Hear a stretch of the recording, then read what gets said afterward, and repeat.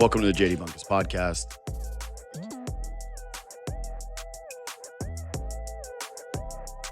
Pain. Deep, unrelenting pain. There are a lot of people who ask me, like, how do you come up with the things to say? Well, what do you do? Make it up, write it down. And my answer is always the same. Like, I don't know, a lot of this just comes to me when I'm watching the games, and I'll take some notes and remember how I felt in the moment and be able to crystallize it and have something to say. And usually it's not hard for me. I'll be honest. There's a lot of work that goes into it, but the actual on air, light goes on, mic is hot, that's not overly difficult. I'm prepared. This show is one of the hardest I've ever had to do, and it's not just because of the pain. It's because what is there to say? I've been at a loss for words for over 24 hours now, reflecting on this run and the joy, the passion of the fan base, the city, the way that it exploded, the way this team came together, all of it. And it's just been sitting in my stomach like a stone. And I know that's the way that it is for most people. And let me start by saying this. I get it. I understand that people are proud of this team and that no Toronto Blue Jays player should be hanging their head.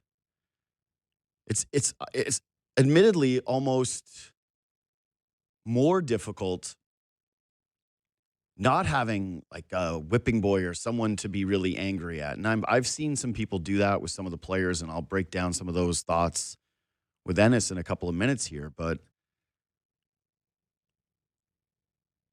yeah, I just don't know how you can be mad at the Blue Jays. That's not the prevailing sentiment for me. The prevailing sentiment for me is just pain that it's over and that it ended that way in such heartbreaking fashion. One of the cruelest ways that a team has ever lost. Having 2 games at home, can clinch a World Series in front of a completely rabid fan base that was aching for a win.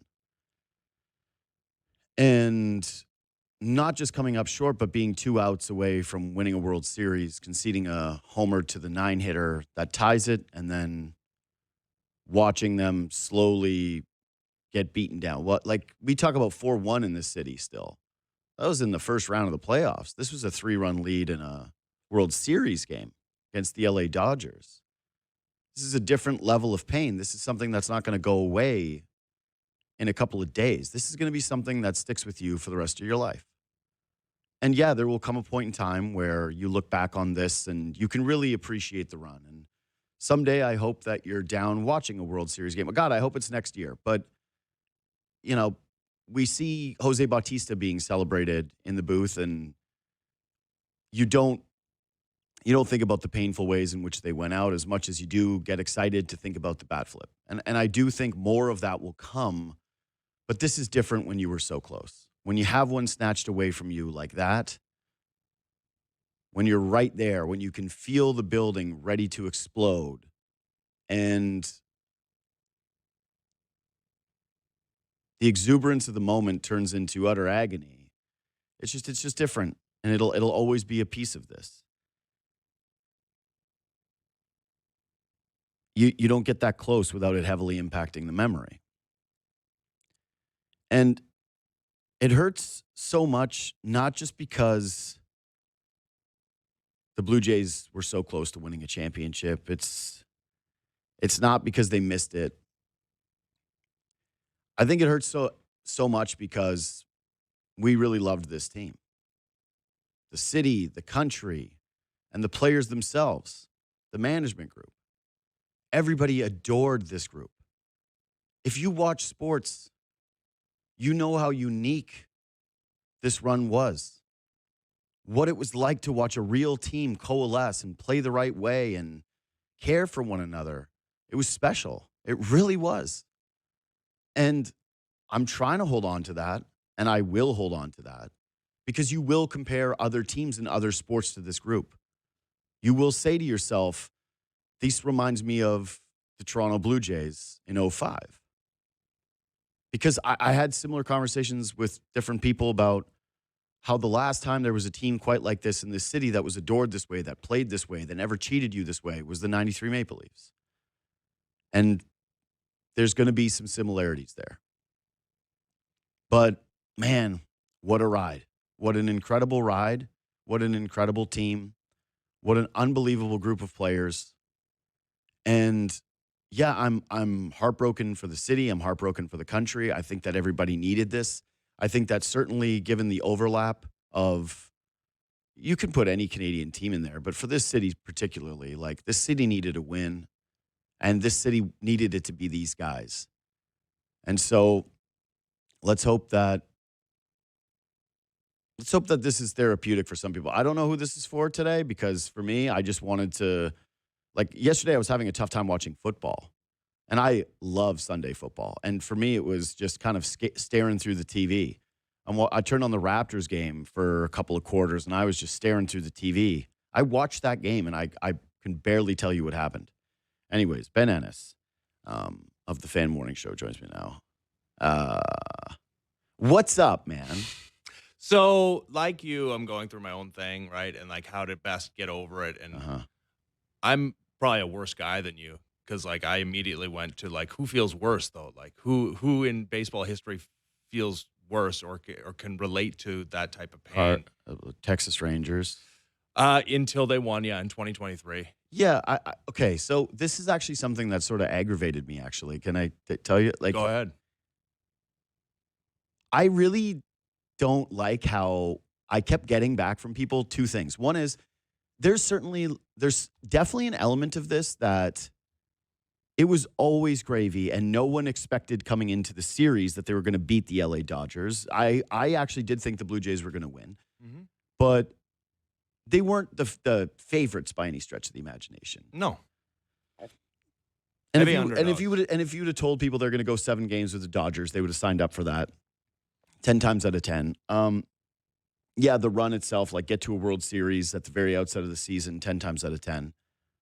But that doesn't mean that this doesn't hurt in a very specific and special way. And then there's also this notion, like, I've been getting some pushback as to Toronto being this tortured sports city. Is it really because the Raptors won a championship in 2019 and the Argos have got some championships and TFC won a League Cup? And I'm just, I can't have that.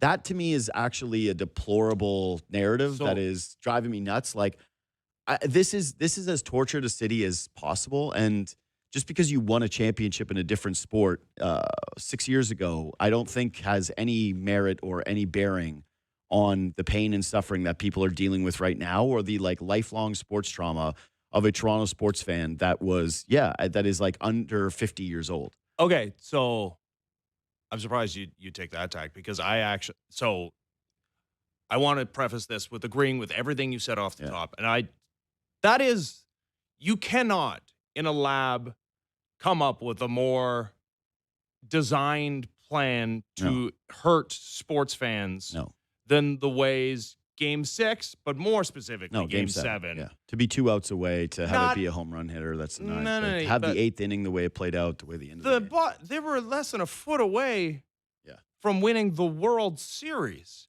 And Isaiah Kiner-Falefa, and man, there's been so much discourse about the lead and the secondary lead. And I'm just deferring to the experts on that one, can I say? Like, I'm just saying, okay, they say he didn't want to get doubled off. Maybe he could, in a play that's that close, sure, I think that everybody can be right. Of course. But it didn't happen. Yeah, it didn't happen. Didn't happen. That is as crushing a loss as you can have. There is just that end of sentence. Like, that's it.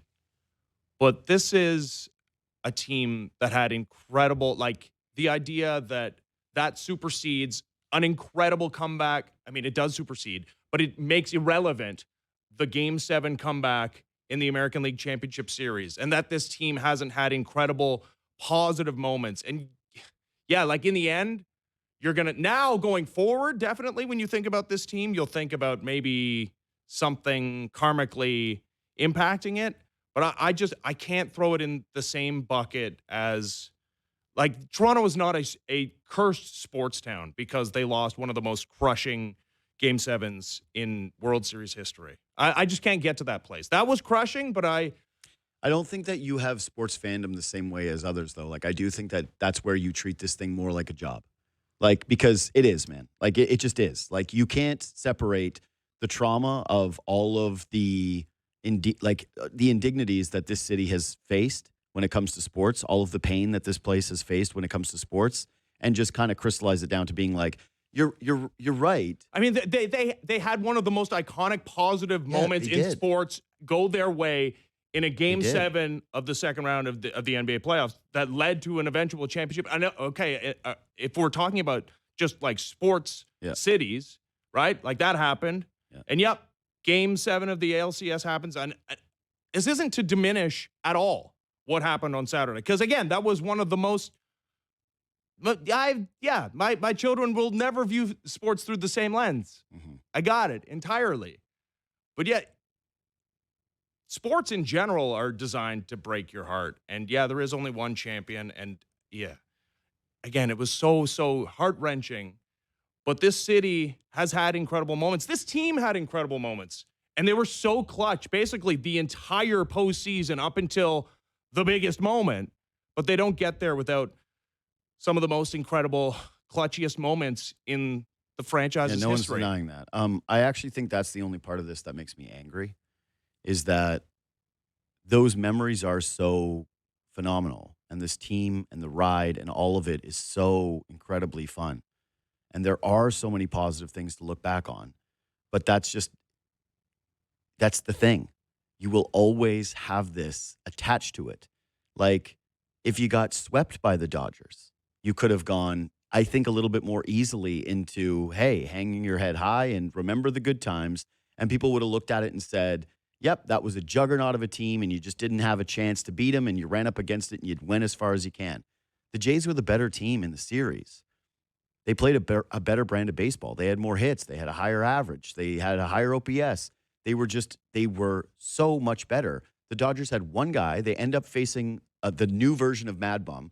I've had this conversation with you a few times privately and maybe even on air about how, hey, the Madison Bumgarner thing, we're never going to see it again. We're never going to see it again. We're never going to see it again. And that's now, as close as you can get. No days I rest. think that's more impressive, to be honest. Well, I mean, because he enters the situation with the World Series on. Yeah, that's what I mean. And he was completely untouchable. There was one untouchable pitcher that the Dodgers had because everybody else, as great as they'd all been in moments. Yeah, they all got even touched. Sasaki, you had to pull him before the end of the game because you knew he was about to give it up. There's one guy that you felt terrified of and that the Blue Jays couldn't touch.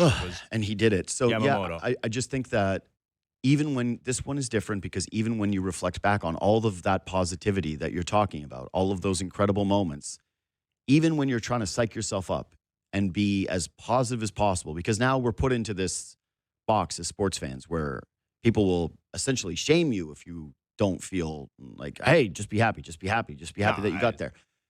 That it will be there quietly. It will be that memory of you were the better team, you were 2 outs away, that you were a foot away from a World Series, that you were just like the Kirk broken bat, the stranding Ernie Clement in second. Like, there's just going to be those thoughts that trickle into your head and the pain of that was that moment and knowing that you were so close. That's the thing, to get that close and to have it end that way, it absolutely goes into the pantheon of most crushing sports losses of all time. Oh, yes. Without a doubt. That's no question. Right. And so that's the whole thing about it for me is, yes, we'll look back on the run fondly. Yes, the team is loved. No, I do not think that the vast majority of people are looking back on this run and now, furious at a group of players or blaming a certain team. There's new love for it. People will get back on the horse. They will ride for the Toronto Blue Jays. They will be there at spring training games. They will be ready for another season. They have signed up for heartbreak as sports fans. They understand all of those things. But to have that magical ride now attached to one of the most heartbreaking losses in sports history, for many people, that singular memory at the final game is going to end up superseding all of the joy that was the run. And you can say that, your position there of, well, they had so many great moments. It's like, absolutely. But to be that close, to have it break that way, Yeah. it's hard not to have that be the first thing that pops into your head now. Okay, so is your contention then, because the 2015 Blue Jays are revered, right? Yeah. Even though they didn't even make it to These Game guys will 7. be revered in a far greater way. Okay, so then it won't then, because they'll come back at the end of their careers, and who knows, maybe the championship is won between now and then. Mm-hmm. So they'll come back and they'll throw at first pitches, or they'll Of be course. in media, and we will think back fondly. Then that will eventually Of course fade. it's going to happen. No, it will fade. But, man, I've been through this. Like, I'm a Seattle Seahawks fan. Mm-hmm. I watched them lose a Super Bowl on the 1-yard line, not handing the ball to Marshawn Lynch. I thought that was the worst memory that I was ever going to have in my entire life. The Seahawks won the Super Bowl the year before. Mm-hmm. I never think about it. I only think about the Marshawn Lynch 1-yard line. I don't think about the positivity of the run. I don't think about Curse pulling a football out of the sky against the Green Bay Packers. I never think about those things, okay? What I think about is how close they were to beating the New England Patriots and falling short.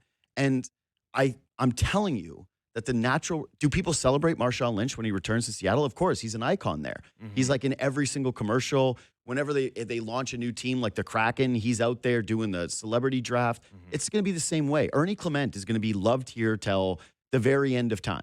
He will be a historic sports legend.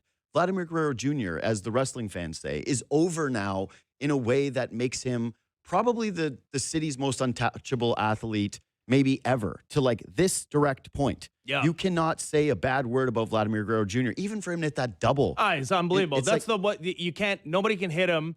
You're Yeah. down to your last 3 Yeah. outs, and to lead off that inning with a double. no one is saying that the team isn't going to be loved. No one is saying that the people aren't going to look back on this with some fondness of the group. No one is saying that you're not going to remember, hey, remember the Springer Dinger? That was so fun. I was there. Have those conversations. Of course. What I'm saying is that you now can't separate those things from this. This is such a different level of heartbreak from the other groups that we have seen that it sticks with the memory. And that's, like I said, the thing that makes me mad is that you're not going to be able to just enjoy the thought of the Springer Dinger. Sure. You're not going to be able to enjoy the thought of Ernie Clement having the Major League postseason record for hits that he accumulated again against the Los Angeles Dodgers and the pitching staff of the Seattle Mariners. That was also incredible against the New York Yankees without going, hey. Yeah, I think about the Bo Bichette 3-run homer on Yeah. Shohei Ohtani, which is like an iconic moment. And Sure was. maybe he doesn't get another opportunity to come through in that moment, to give his team a 3-0 lead in Game 7 of the World Series. And it's like, yeah, it's you see the image of that, and yeah, no doubt. Like, and then what happened? Of course, yeah. No, there's just no question about it. Just as I suppose this exists with the memories of 2015. It's different. It's not like apples to Volkswagen Beetles. But That's what I mean. Like the heartbreaking memory of 2015. Well, there's two, right? well, it's the calls. Yes, it's the umpire, Mhm. and it's having Dalton Pompey on third base and thinking like, hey, you were going to get him home. And that's to get to a Game 7 for sure. That's what I mean. The Yeah. Game 7 of a CS. Yeah. And it's also the Amish kid Mhm. who I will never not believe did not. And rip it's that. easy. We can blame him too. We can That's- blame. There's people. exactly. We can blame the Yeah. umpire. Yeah. And we can blame the Amish kid. Yeah, exactly. And you can blame Yoshi Yamamoto. But that's it. Is like you still had so much track to run for that. No, memory. you had This less one, than a foot, Yeah. man. You had No, less than- that's I don't of anything that happened in So the to you, game on Saturday. It's funny because like the less than a foot thing is definitely the way that I think you're right to think about it that way. Yeah. But for me, it's not. It's the Hoffman home run to Rojas. That's the one that well- sticks in my craw because it's your closer. He had finally turned a corner. Yeah. You felt confident in him. And it's a three, like to work, even to get into that count against Rojas, I'm upset about it. Yeah. Okay. So my experience with this team goes back a little bit further than you. Yeah. And in 1992, Tom Henke Yeah. was did. 1 out Yeah, blew away. it. Yeah, you screamed it in my face right before Game 6 when we were standing in the concourse getting ready for the game. Yeah. And what that team did was in extra innings, the guy that was the least clutch postseason performer of all time, at 41 years old, Dave Winfield, Mm-hmm. came through with his most clutch moment. Mm-hmm. And then even still, that like Jimmy Key had to be saved from that game, and Mike Timlin brought in to end it. Everyone right now is getting the same oral history that I got, except for Ben with 2 beers yelling into my face during the entire breakdown of It's like, no, of course. Man, what a horrible pitch and what a horrible moment.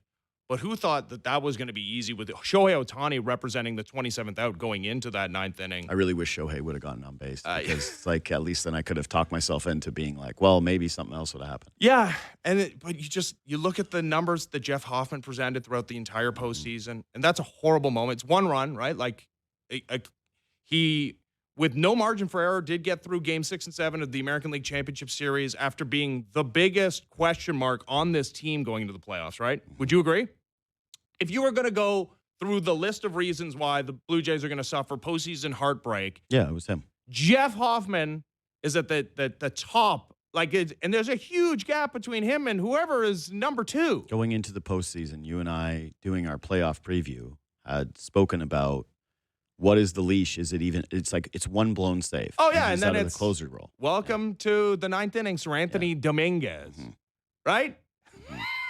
He was so nails throughout almost the entirety of the postseason and gives up a catastrophic career, hopefully not defining, home run to the 9-hitter who didn't even start the series. And I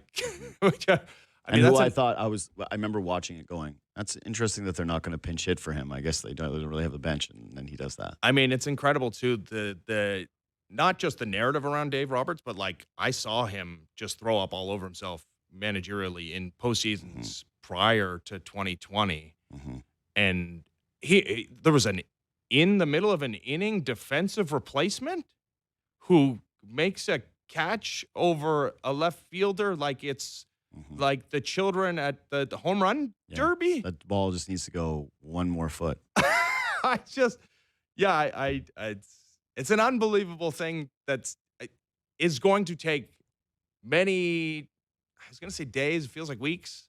That's the other thing too, is you can do the palate cleanser of distracting yourself with other things and sports-wise and life-wise, but the real palate cleanser will be when this team plays baseball again, which won't happen for so long. I can't imagine being a part of that. I can't imagine being so close to immortality, and some of these guys already, like George Springer already has it, but some of these guys, and they make lots of money, even if it's not many millions. Like some of these guys who've applied their trade in the minor leagues for a decade, like Nathan Lucas or an Ernie Clement, and maybe there's more runway for those guys to make their millions. Their entire lives change in a World Series title for any team. But yeah, this team in that moment, and to be that close from it, and to not achieve that, I don't know how you ever get over it, honestly. So there's 2 ways it can go. There's the San Antonio Spurs way, right? They lose to the Miami Heat. Ray Allen hits, in my opinion, the greatest shot in NBA history. Some people didn't see it because they left. Yeah. And the Spurs come back the following year, and it propels them to another championship. They use it as motivation. They come back and they win. Or it goes the Seattle Seahawks way, and that it becomes fractious. And I don't think that's the word, is it? Fractious? I can't say for sure that it's not. I think it might be. Okay. Well, I know usually you defer to me because I have the answers for everything. everything. You do. You are the word of the day calendar guy. That's off my domicile. It's that's not a head. That's a home. That's where you live. Yeah, no. I'll defer to you. Yeah. It's good to hear you laugh. Thanks, man. I've been in a pit. I'll be honest. I called you yesterday coming home from my child's hockey game. I was like, "Do you want to hear JD swear?" He's like, "Yeah, that's okay. We can hear him swear." And we did. At that point, you hadn't gotten out of bed or turned on the lights. No, I didn't get out of bed all day. I literally was, what's the character in Misery, the writer? I was chained to the bed. I couldn't get out. I couldn't be motivated to do anything. I hope that this pod in some way helps some people through it. I do. I genuinely hope that somehow this is remotely therapeutic, but I, I think I've even when my teams suffer crushing losses, Mm-hmm. I don't watch sports for a while before this job. Yeah. When I was a sports fan, my move was very much media blackout Yeah. forever because it just impacted my mood too much. And that's the other thing with this team, man, is that, okay, clearly over the years, my sports fandom has changed, right? I'm not a young boy anymore. I still revere when I see Matt Sundin or Curtis Joseph or Met Darcy Tucker. There's a part of me that's still like a boy, right? I've joked with you before how when I met Curtis Joseph for the first time, I said, "Hey, Cujo." And I felt I was 6 years old, and he looked at me and he went, "Oh, yeah." Like he was nice, but I could see in his eyes that he was in a building to do media stuff. He wasn't expecting, "Hey, Cujo." It wasn't the right play. I don't watch athletes the same way anymore that I did when I was a kid, where they're my heroes. That's not the relationship that I have with them anymore. I root primarily, truly, for the fans. That's who I care about. When I looked around, I'm honestly going to have to try not to cry talking about this. When I looked around the stadium, I could just see how badly people wanted it. And I'm watching people's hearts be broken, and it hurts me because I know how much people care, and I know what it means to them, and I know the dollars that they sunk down for this and how they allocated different funds to be there. Like the sacrifices that you make as a sports fan, the amount of toll that the heartbreak takes on you, the feeling like you're never going to win and you can have a chance to win, and it crushes me. And I really wanted it for the fans. But this is the first team that I can remember since I started doing this professionally where I cared about them in a different way, where I really rooted for the players. Like I really care about Ernie Clement. I really care about Vladimir Guerrero Jr. I wanted it for those guys. They deserved it in that way. And that's the stuff that haunts you, man, is that they're so likable and they were so incredible. And if anybody was going to break the cursy feeling that was around this city, it was the guys that wore an Austin Matthews jersey to a Game 7 and actually came through in the clutch. Just horrifying stuff. Anyway, so I want to ask you this. Okay, so basically you're not doing IKF Whipping Boy and Hoffman Whipping Boy, because I do have this opinion. I'm not bringing either of them back. I'm getting rid of Hoffman. Well, and Kiner Falefa is he's gone anyway. Like, but there's zero roadmap for him to return. But there is a little part of me that goes, hey, that run was amazing. That run was special. I do think that they're built more to be like the Spurs than the Seahawks. Like the Seahawks had a group of defensive players. Like it's two different teams, essentially. It's the offense and it's the defense. And the defense is super pissed at the quarterback and thinks that they get conspiratorial that he wants to win MVP. They think he gets a different treatment as a player.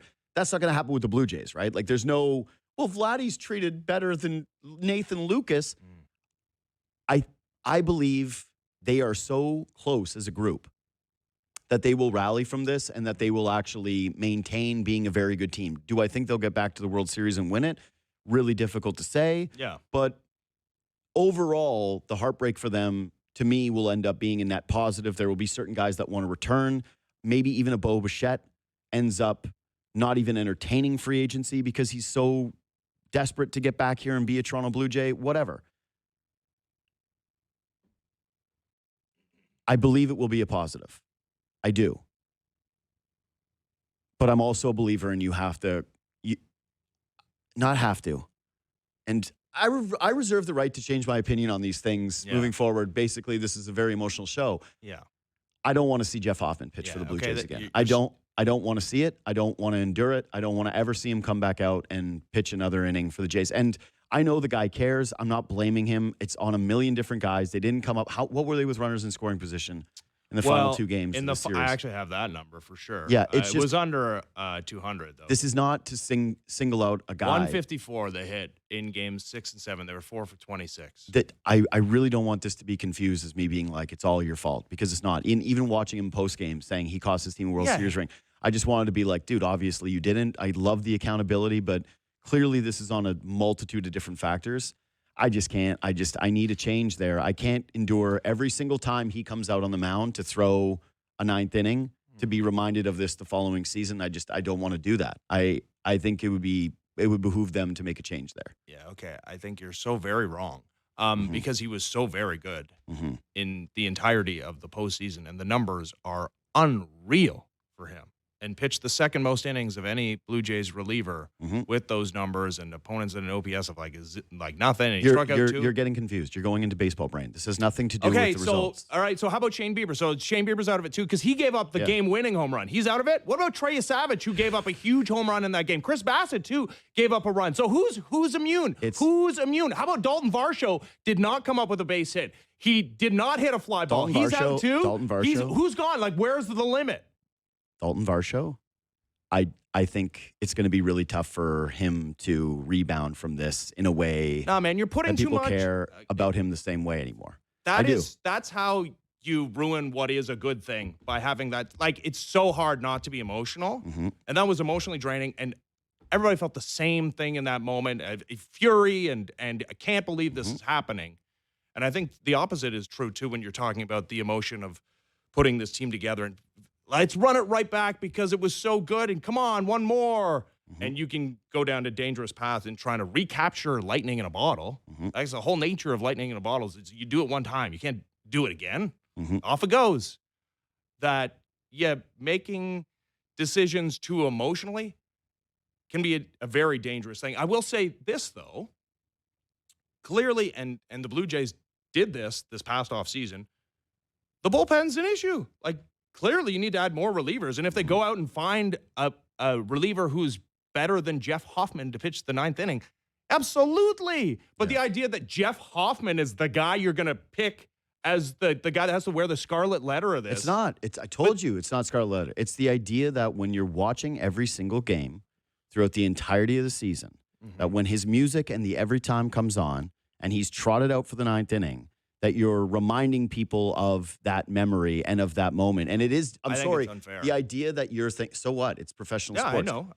It's my unfair? opinion. Oh, No, it's- that's my opinion. yeah. Is that he shouldn't wear that. Yeah. In He's- some outsized relationship to, again, Dalton Varsho, to Trey Savage, who was unreal. No, I'm telling you, I think that the guys that will wear it the hardest in terms of the way the fan base remembers them is IKF, but he'll be gone. It doesn't matter. It's going to be Dalton Varsho because the game kept finding his bat 0 in for huge 4 moments. with runners in scoring position, game 6 and 7. Yeah, game kept finding him, and it's horrible. But What a catch, though, in center field. But the fact that they moved the lineup around to avoid the very situation that they found themselves in that game was like that was such a it doesn't matter. Like, you can't escape it moment for me. Yeah. Varsho. Yeah, I think people are going to remember that, man. I just do. I'm telling you, I think that People are going to remember everything.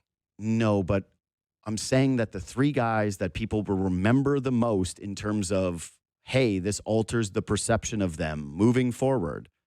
Varsho, IKF, Hoffman. It is. And a lot of other guys were a part of them losing that game. Yeah, but so then why is it just Jeff Hoffman? Because he's got 2 more years on his Because deal. there's also a case that you can make just in terms of what you said, which is finding a better closer is not a crazy notion to me when it comes to finding a better closer than Jeff Hoffman. I will say that's an area that those lights every time it just I don't want it to happen, man. I don't want it to happen. I disagree. Yeah. Because I think he was so good, and I can separate that moment, and it was a bad one. I don't want to give up a home run to the guy, The 9-hitter in a World Series game with 2 outs left. Yeah, who doesn't hit righties like at all. Has one season in which he's hit double-digit home runs in his career, and he's got like decade plus of major league experience. Like, No, one of the last guys. Yeah, like who would have Rajay ever thought? Davis against Aroldis Chapman, right? In 2016, Mm-hmm. same type of thing. Like, what? How? And then the Cubs came back, of course, in the most insane way after a rain delay in extra innings, game 7, and won. God, was that's so- what sucks too is you just think about that. Like, now you saying it. It's like the Cubs got their moment, Yeah. but the Guardians. Guardians at 48, man. They haven't won a World Series since 1948. Twice. They were an out away from winning the World Series in, 97? Yeah, but that was, again, hey, run it back. Going to try to capture lightning in a bottle again. Ugh, it's just so hard to get there. Okay, but the bullpen stuff is good because that's the next segment I want to do with you. We'll take a quick break. And is there any lesson roster-wise that you're taking out of this game? Is there any lesson about the baseball team or anything like that that you apply to the group moving forward? Because what you said there is correct. The over-tinkering, where does the line get drawn, all of that different stuff, that matters. So lessons from this, that's next.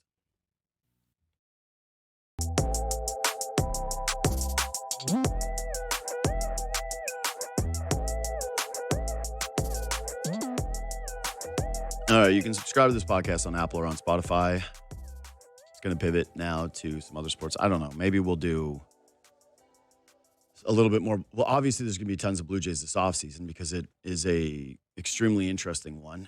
And now you go into, like, can you re-sign Bo? And what changes do you make? How much of the starting pitching staff returns? They're like asking Max Scherzer if he's going to retire in the moment. And I went, maybe. I understand. Yeah. The job you have to do, but not now was sort of that one for me. At 41 years old, he learned to love baseball again.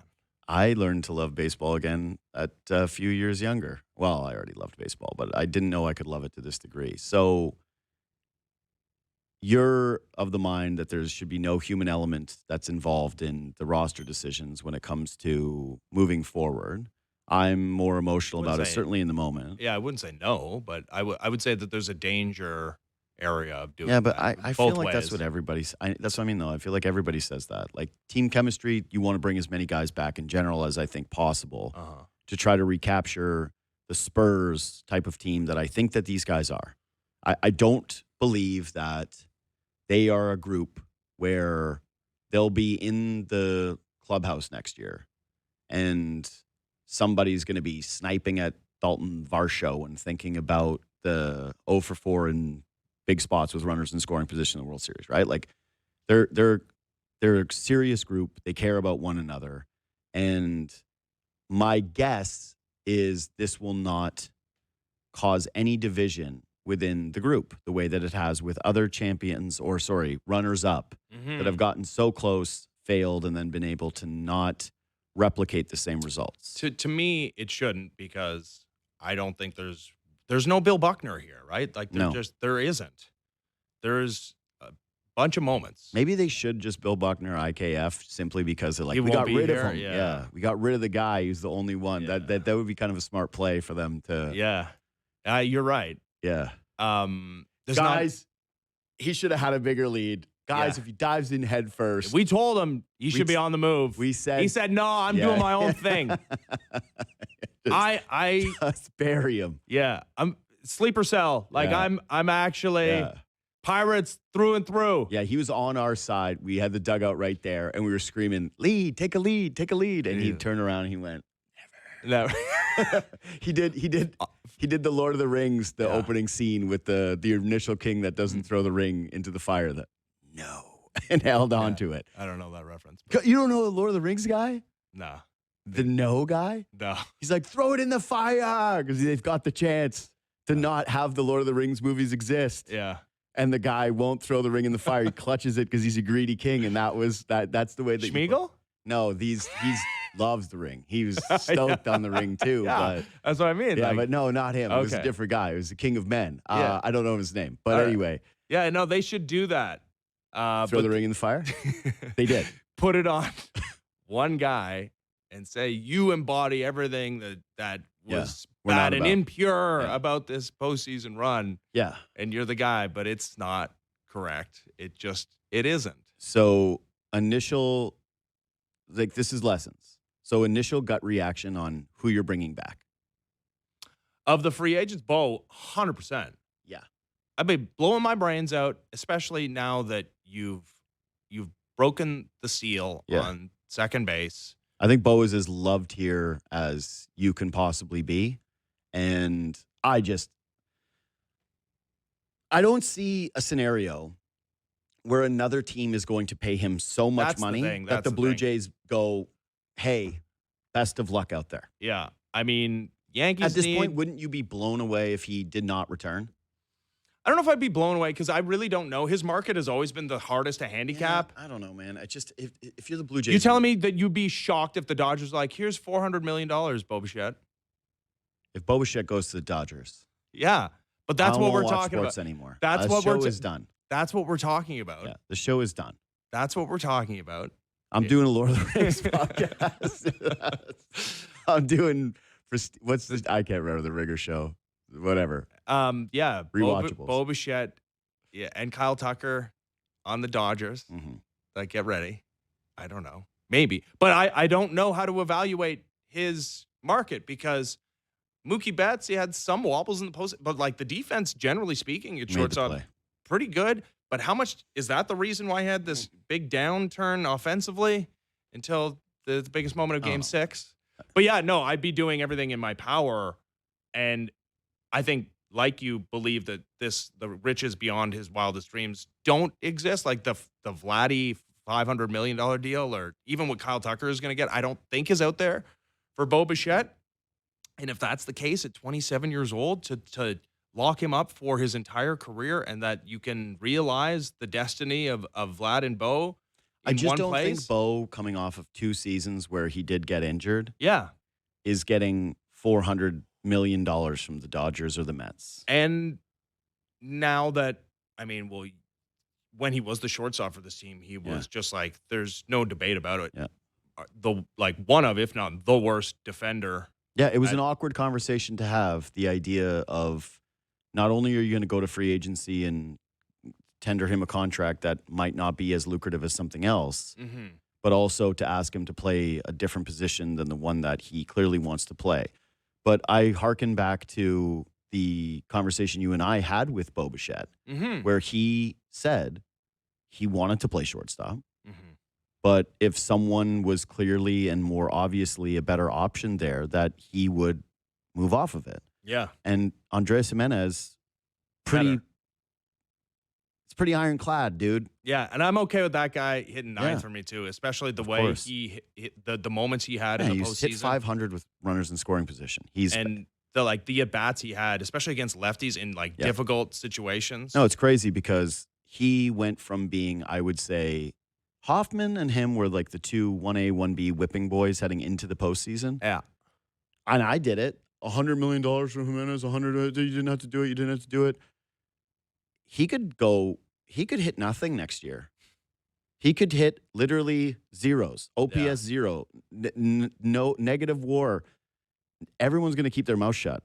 That's how good his postseason was. He was that clutch. It's so crazy how this postseason has changed the regular season for so many of these guys. Yeah. Like Vladdy, how do you ever question anything? Like, go ahead, have your 830, 840, 850 OPS. He only hit 27 home runs. You can't do it. No.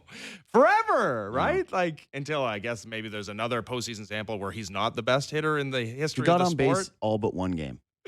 This is crazy, man. Yeah, because he went 0 in the first 2 games of the Mariners series. But he got on base. Yeah, I guess in one of them. Yeah. And then Ernie Clement, 30 hits. What do you say about him? No, Ernie Clement goes into a certain pantheon of player here that Forever. is. No, but it's like a very exclusive club. Like it's like the Darcy Tucker Club, where you're so loved. You weren't the guy, but you were such an important guy, and you represented so much of what people loved about the team. That Ernie Clement, whatever, Scotiabank, whatever endorsement, whatever hometown event you need, he's going to be the guy that shows up and signs autographs nonstop the entirety of the event. He'll be loved here forever. So for me, are you bringing back Bassett? That's an interesting one too. I think you're going to need rotation depth. I as much as he was amazing as a reliever, you still, because to me, you only have 2 locks in your rotation. Yeah, you've got Yasavage, you've got Gossman. I mean, Barrios is obviously he's coming back. I'm talking, okay.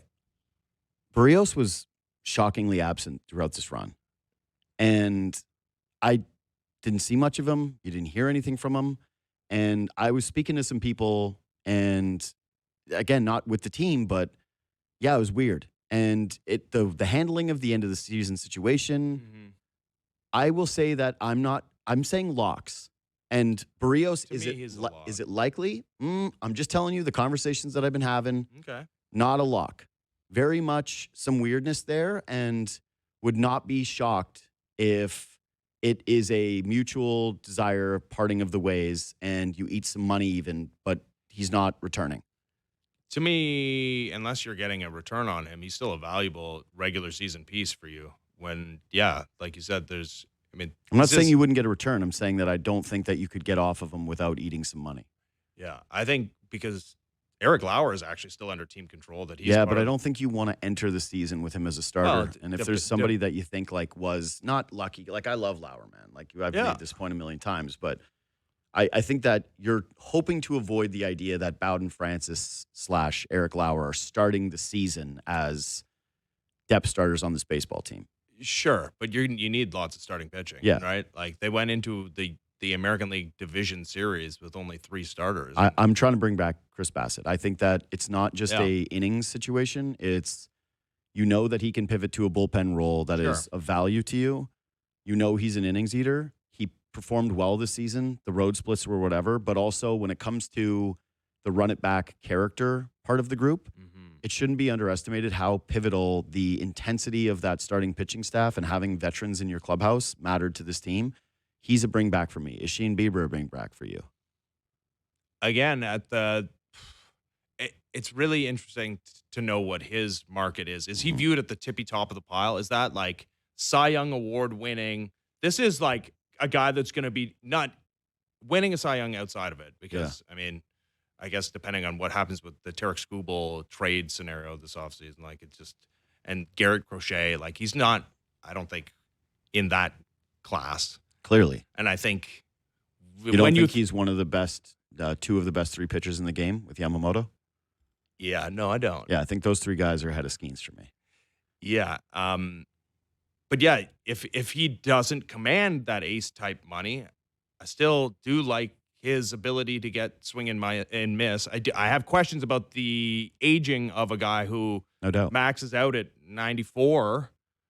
But yeah, he's in the discussion for me because I did think he had enough moments, and especially when you think about how much better, in theory, he could be after enough time has passed between his Tommy John surgery and next season.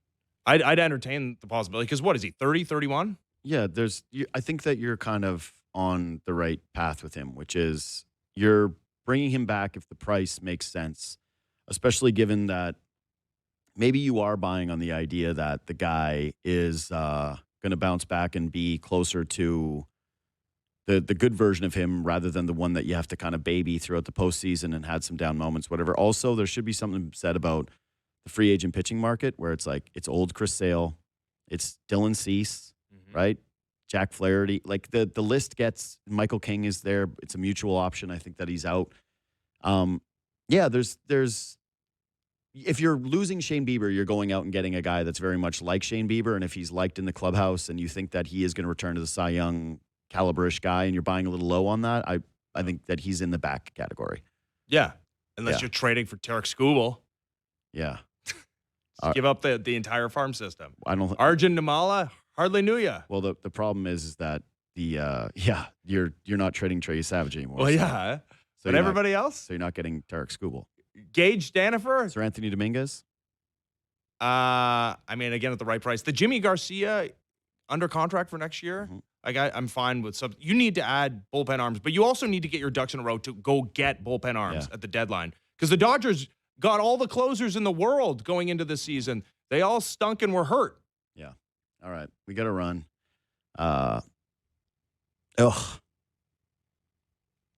Do your best. See you tomorrow.